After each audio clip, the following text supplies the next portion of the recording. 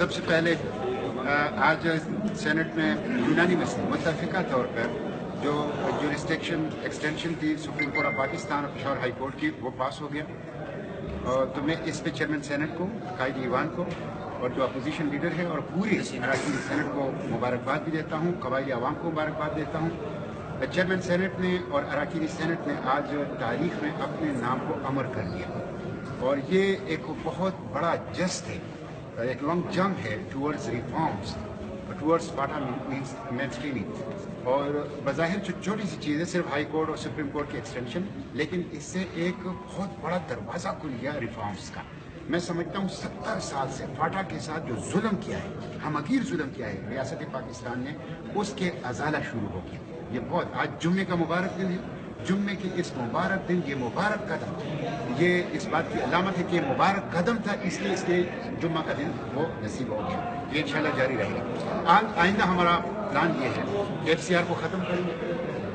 NFC میں 3% حصہ ہے, مسنگ پرسنس ہیں, چیک پوسٹوں کے اوپر سہولیات ہیں اور ریسپیکٹ ہیں, ڈی مائننگ ہے, فاٹا کی تعلیمی ادارے ہیں, فاٹا کے اندر لڑکے لڑکیوں کے لیے اسکول کالجز یونیورسٹیز سی پیک کے اندر حصہ ہے, انڈسٹریلائزیشن ہے فاٹا کی. اور نادرا جو ظلم کر رہے ہیں فاٹا کے عوام کے ساتھ بالخصوص کے فاٹا کے شناختی کارڈ تو نہیں ہے, اور جن لوگوں کے پاس شناختی کارڈ ہے وہ آؤٹ آف پرومس جاتے ہیں تو ان کو خیروں کی طرح ڈیل کرتے ہیں, تو ان کا قبلہ درست کریں گے.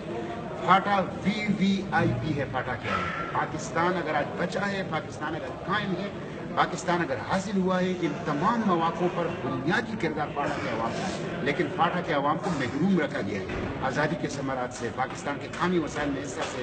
اب وقت آ گیا ہے, میں تمام ان لوگوں کو یہ سب کا کریڈٹ چاہتا ہوں, فاٹا یوتھ جرگے کو, تمام پارلیمنٹیرینز کو, ملکانان کو, خوانین کو, مشران کو, سیاسی جماعتوں کو, کہ جنہوں نے ان کام میں اس کار خیر میں حصہ ڈالا, سب کو کریڈٹ چاہتا ہوں. سب ہماری ہیروز ہیں اور سب مبارکباد کے مستحق ہیں, اور انشاءاللہ یہ پاکستان کے استحکام کے لیے ایک بہت ہی نیک شگون ہوگا.